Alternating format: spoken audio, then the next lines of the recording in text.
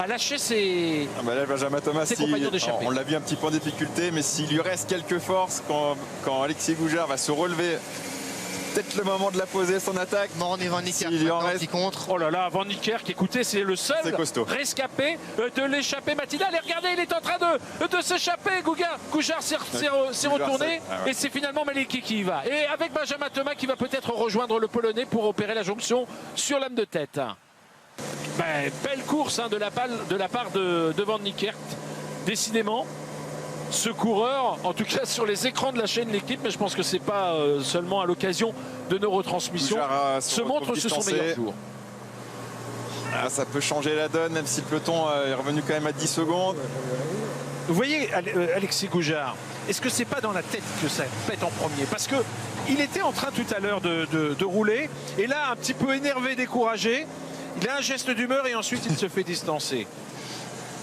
C'est une question, j'ai pas la réponse. Il est peut-être un peu juste physiquement, effectivement aussi. Je connais pas son état de forme actuel. Bon, Van Niekerk, il est en train de craquer à son tour. On va retrouver désormais 4 coureurs devant. 4 coureurs qui avaient opéré tout à l'heure la jonction dans les derniers kilomètres avec Benjamin Thomas, avec Michael Gogol, avec Dimitri Claeys et avec également le Polonais Maleki. L'équipe AG2R qui roule en tête de peloton derrière. On voit une grosse accélération de la formation AG2R la mondiale. On a vu toute l'équipe aux toutes premières positions. On les voit en fond de l'écran. On voit en fond d'écran. Van Niekerk, il fait de la résistance, mais là, je pense que cette fois, ça a cassé pour de bon. Allez, encore 2 km d'ascension. Encore 2 km. Et le peloton est là pratiquement revenu derrière les 4 hommes de tête. Allez, Van Niekerk va se faire dans un premier temps reprendre. On vous rappelle que dans le peloton, en tête du peloton, c'est l'équipe AG2R. Peut-être avec François Bidard. Peut-être avec Quentin Juregui, je ne sais pas, qui roule actuellement en tête du peloton. Allez, là, faut plus compter ses coups de pédale. C'est 3 coureurs d'équipe du World Tour, des World Team comme on dit maintenant, qui sont en tête de la course. Ça veut dire quand même, elles sont 7, on vous le rappelle, les World Team engagés sur l'étoile de Bessèges. Ça montre quand même qu'au plus fort de la bagarre, au plus fort de la bataille, le haut niveau se voit bien sûr immédiatement. Et derrière, qui poursuit une autre équipe, une autre World Team, l'équipe AG2R. Benjamin Thomas qui repart encore. Ah non, mais lui, il va falloir l'abattre. C'est incroyable ce qu'il est en train de faire. On ne se décourage pas. Même si bien sûr, à l'évidence, ça doit être cette frustrant échappée pour lui de voir encore les 2 coureurs qui l'accrochent alors qu'ils ne veulent pas relayer plus que ça.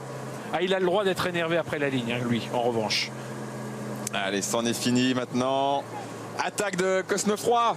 Benoît Cosnefroy, effectivement, avec ce maillot de meilleur jeune sur les épaules qui porte son attaque. Il s'en va tout seul. Et personne n'y va, personne ne réagit derrière. Les coureurs de l'équipe IF étaient là et Simon Clark a essayé, il ne peut pas le suivre. Et on ne voit pas le leader de la course. Alexis Brunel n'apparaît pas dans les premières positions. Et Benoît Cosnefroy, vous le voyez, à 4 km de l'arrivée, s'est dressé sur les pédales.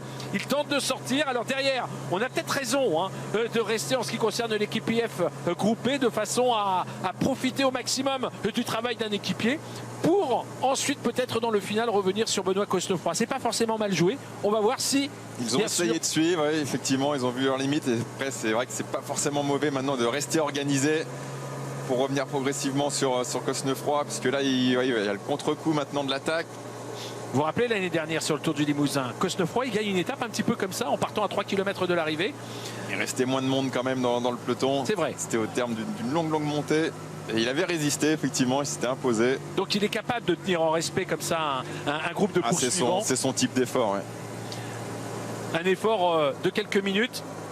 Allez, peut-être que Thomas Vauclair peut nous en dire plus sur la position du leader de la course, Alexis Brunel.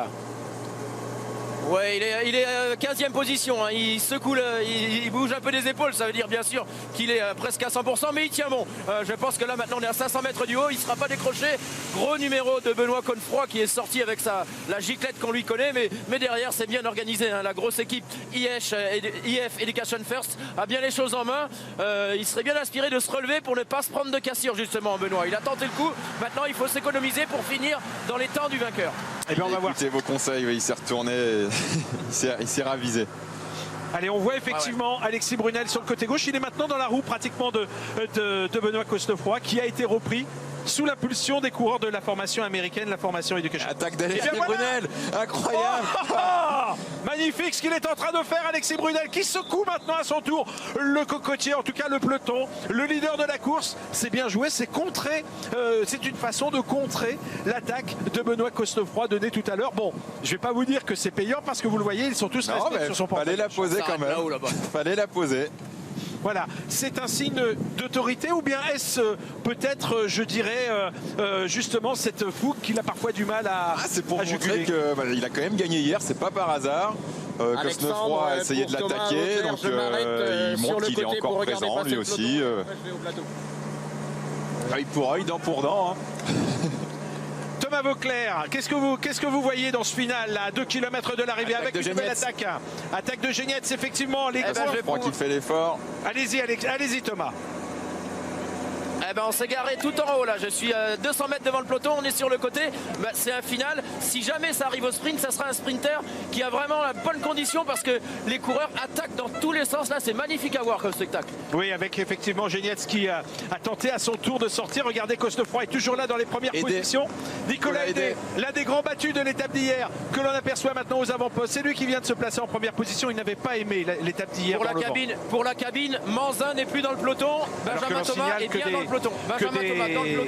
Des coureurs se font distancer et c'est le cas notamment de Lorenzo Manzin qui vient de se faire distancer à l'arrière de ce peloton, alors que Benjamin Thomas lui est bien toujours présent dans ce peloton. On l'a vu tout à l'heure emmener, animer même une échappée qui aura tenu jusque dans les 4 derniers kilomètres de course. L'équipe NTT aux commandes pour Boissanagen. Très certainement, oui. Boissanagen, c'est le genre d'arrivée qui lui convient. Edvald Boissanagen qui veut marquer sur cette étoile de Bessèges son retour au premier plan. Ça roule tellement vite sur des pourcentages qui ne sont quand même pas très importants, évidemment, et on l'a dit, on l'a souligné avec Thomas Vauclair en préambule de cette étape, alors que l'on passe à la flamme rouge, qu'il est difficile quand ça roule aussi vite de faire des différences sur un démarrage. Le travail de l'équipe Arkea là pour Thomas Bouda. Thomas Bouda qui doit être en 2e position d'ailleurs dans la roue de son équipier. On ne le voit pas, il est masqué. Alors que sur le côté gauche, on va peut-être venir se replacer. Turini est bien là. Voilà, ça frotte. Oui, ça frotte une grosse vague. Valentin Madouas également qui est dans les premières positions. Vous l'apercevez sur le côté gauche.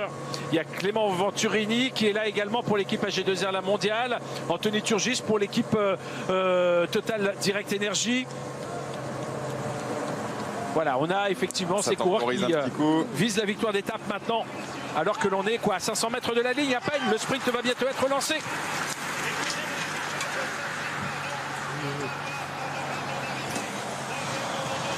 Allez, on n'est pas encore en vue de la ligne parce qu'on ne vous en a pas parlé, voilà, mais vous le voyez dans les 200 derniers mètres, il y a un petit S. Avec Moschetti maintenant qui est déjà en tête. Boissanagen qui déborde. Boissanagen qui est en train de passer en première position. Moschetti ne pourra pas s'imposer aujourd'hui. Boissanagen toujours en tête. Alors qu'attention, Clément Venturini est en train peut-être de revenir. Oh, c'est difficile. Boissanagen a pris une longueur d'avance. Boissanagen qui finalement s'impose, mais c'est d'extrême justesse. Boissanagen qui a réussi, je pense, à maintenir sa première position au passage sur la ligne en devançant un coureur de la formation. Magnus Cort Nielsen. Et oui, de la formation. J'ai bien peur qu'il se soit fait sauter sur la ligne.